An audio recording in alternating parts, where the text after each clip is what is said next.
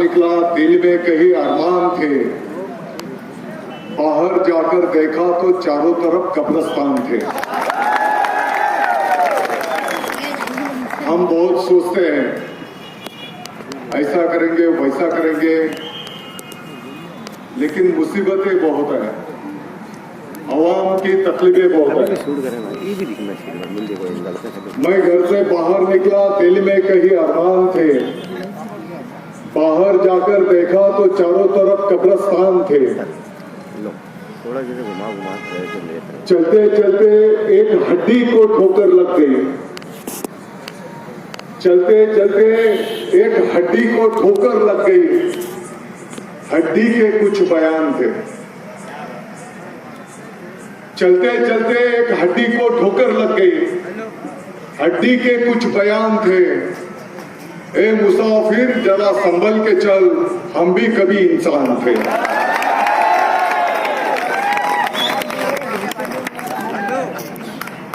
अभी शायर साहब बैठे तो कुछ ना कुछ शायरी करना पड़ेगा।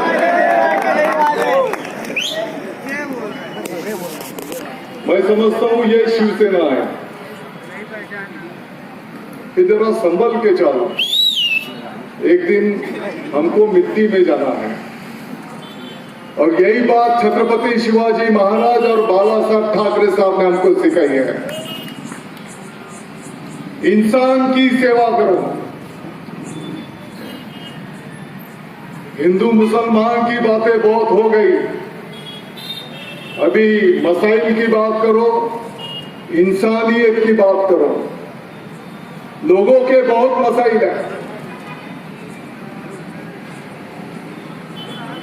मैं समझता हूं आज तो सिर्फ शिवसेना कार्यालय का उद्घाटन है।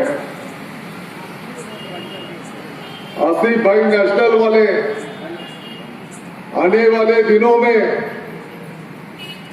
मेरे छोटे भाई को मैं खुद मुख्यमंत्री उद्धव जी ठाकरे साहब के पास लेके जाऊंगा और शिवसेना पार्टी के मालेगांव के डेवलपमेंट के हिसाब से जरूर कुछ अच्छी जिम्मेदारी आपके ऊपर दी जाएगी।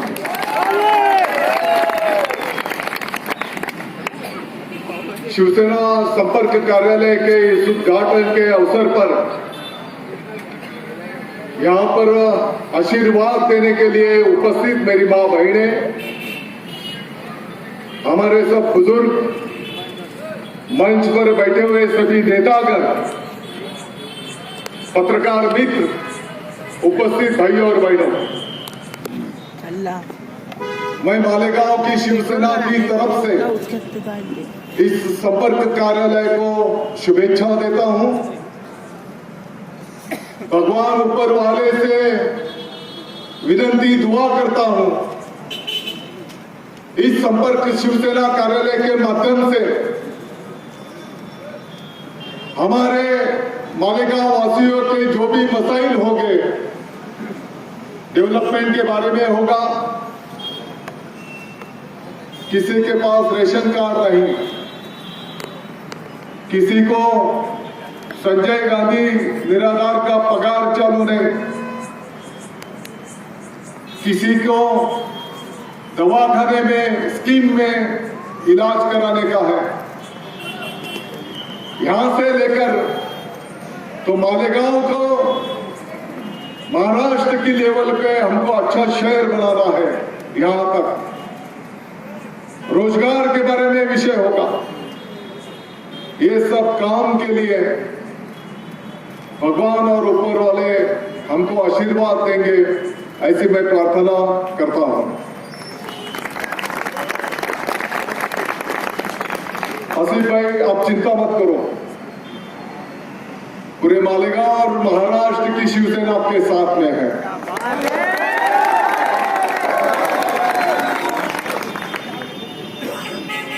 कुछ लोग अपना राजकारण चलाने के लिए हिंदू मुसलमान ये वो बातें करते रहते हैं। शिवसेना, अभी रामबाबू ने बताया, शिवसेना अगर जातिवादी पार्टी रहती बहुत किस्से बता सकते हैं, लेकिन अभी महाराष्ट्र के मुख्यमंत्री पद पर शिवसेना सुप्रीमो उद्धव जी ठाकरे साहब सीएम साहब है। हम सबको पता है, पूरे महाराष्ट्र पूरे भारत को पता है, मुंबई में सिर्फ शिवसेना की आवाज चलती है। वही मुंबई में हमारे सीएम साहब ने हमारे मंत्री असलम शेख जी को भी पालक मंत्री की जिम्मेदारी दी है। वो उदाहरण बता सकते हैं। अभी आप हमारे भाई बता रहे थे, छोटे बच्चों के लिए वेंटिलेटर नहीं, सही बात है, लेकिन मुझे इस बात का आनंद है कि पिछले ही एक 10-15 दिन पहले हमारे शहर के छोटे बच्चों के लिए मुझे लगता है 10 एक वेंटिलेटर सिविल में पहुंच गए हैं।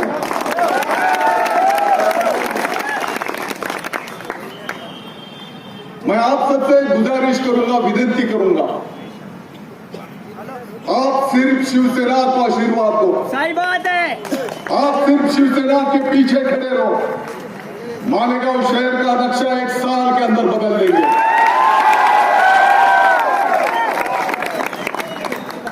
अगले साल जब भी नेशनल कंपाउंड के सामने से जाएंगे,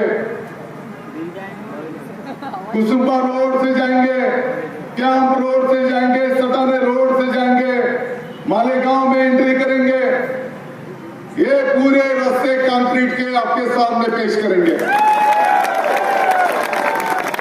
हमारे शहर की जितनी भी झोपड़पट्टियां होंगी, हर इलाके की जो भी जरूरत है, आप सिर्फ आसिफ भाई और शिवसेना के साथ में रहो। आसिफ भाई, मैं आपको विनती करता हूं, सब पदाधिकारी को विनती करता हूं, अपने अपने एरिया के जो भी मसाइल होंगे, अपने तो दूसरे को पानी पिलाना है।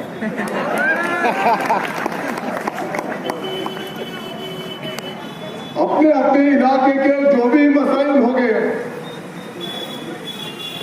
आप शिवसेना कार्यालय में अपने लेटर पैड के भेज दो। सबसे पहले पीने का पानी, आरोग्य की सुविधा, शिक्षण, रोजगार, हमारे जो और गरीब लोग हैं, इनकी तरक्की कैसे होगी।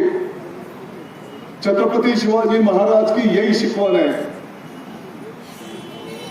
गरीबों का विकास करो, सबको साथ लेकर चलो, और इसके लिए जो भी करना पड़ेगा आपको चिंता करने की कोई जरूरत नहीं। अरे शिवसेना तो ऐसी पार्टी है, अभी आपने बताया कि रुख बदल देंगे। दादा भुसे जो आपके सामने खड़ा है,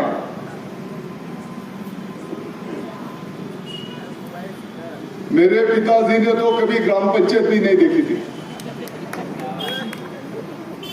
नेशनल वाले साहब के घर में तो महापौर पद का भी औहदा आ चुका है इसके पहले। दादा भुसे के घर में कभी उनके पिताजी ने ग्राम पंचायत भी नहीं देखी थी, लेकिन शिवसेना प्रमुख बाला साहब ठाकरे जी के आशीर्वाद से, मालेगांव के आवाम के आशीर्वाद से, एक शिव सैनिकों की सब ताकत की वजह से एक छोटा कार्यकर्ता मंत्री पद तक जा सकता है। ये सिर्फ शिवसेना में होता है, ये सिर्फ शिवसेना में होता है। दूसरी पार्टियों की तरफ आप देखो, सिर्फ एक ही फैमिली देखेंगे।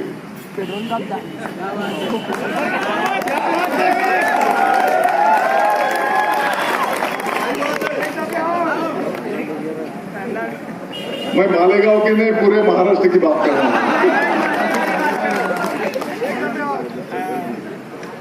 तो मेरा विनती है आपको, कुछ झोपड़पट्टियां में कैसे लोग जीते हैं,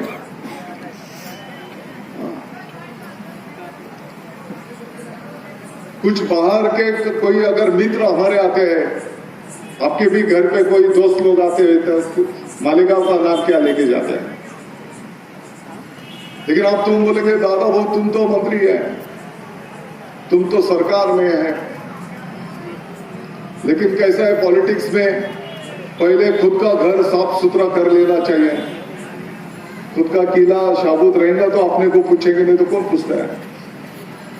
तो थोड़ा मालेगांव बाह्य का थोड़ा काम को ज्यादा मैंने ध्यान दिया था, ये बात मैं भी मानता हूं।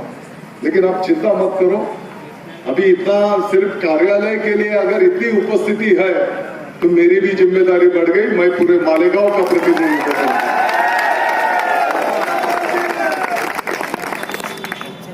मैं आप सबको विनती करता हूं, पूरे मालेगांव शहर के डेवलपमेंट के हिसाब से आप 100 करोड़ रुपए का प्लान तैयार करो।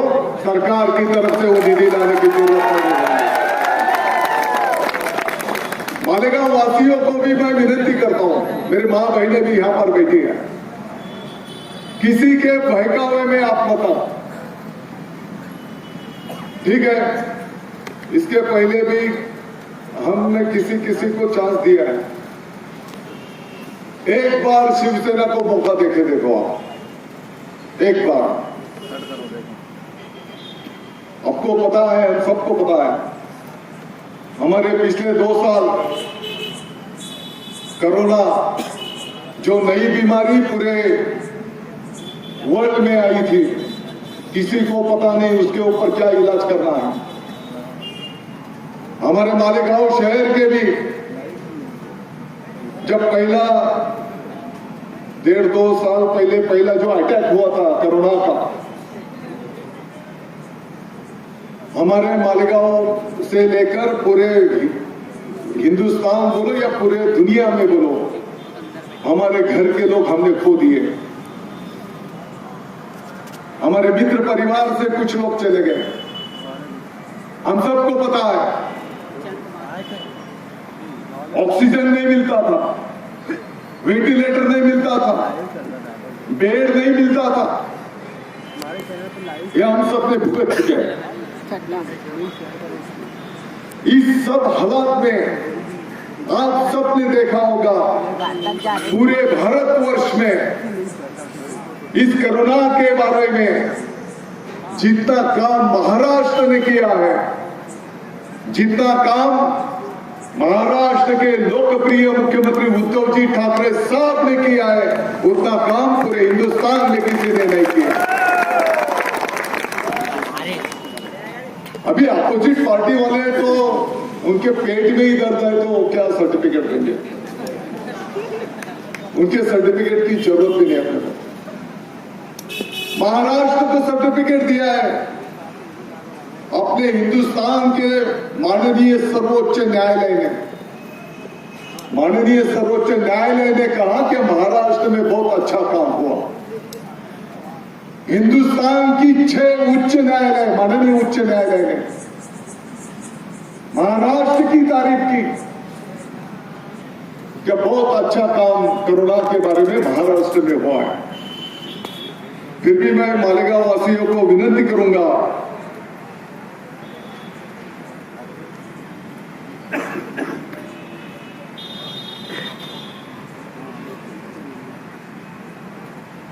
फिर भी हमको आने वाले 2-3 महीने हम सबको थोड़ा काळजीपूर्वक चिंता करने की जरूरत है।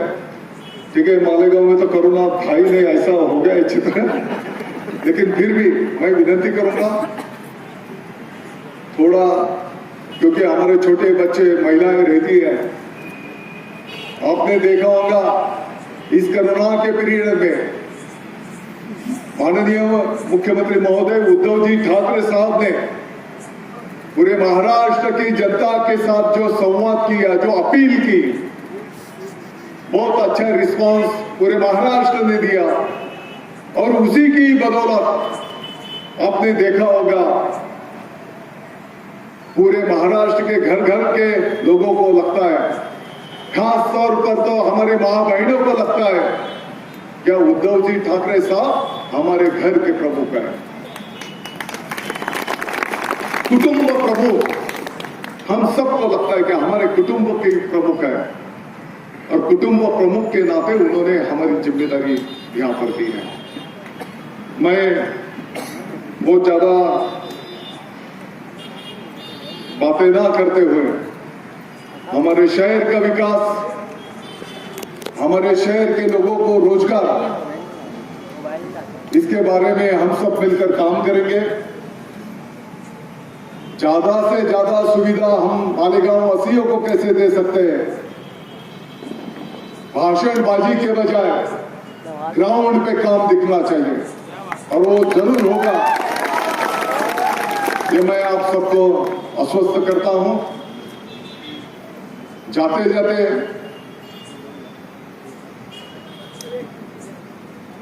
सगळ्या एरियामध्ये जे जे काही त्रास असतील सगळीकडे आपण करूया। 11,000 कॉलोनी काय तकलीफें हैं, हाँ ठीक है।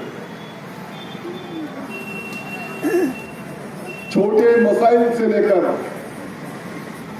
मालेगांव के शहर के डेवलपमेंट तक मैं समझता हूं इस कार्यालय के माध्यम से वो जो भी मसाइल होंगे वो हल करने की हम सब मिलकर कोशिश करेंगे। इतना ही मैं इस उद्घाटन के कार्यक्रम में बोलता हूं। मुझे थोड़ा हिंदी में क्या है, कुछ लोग ये अभी लेके बैठते हैं, एक आधा शब्द अगर इधर उधर हो गया तो इनको तो यही चाहिए। अभी कुछ ये कैमरे को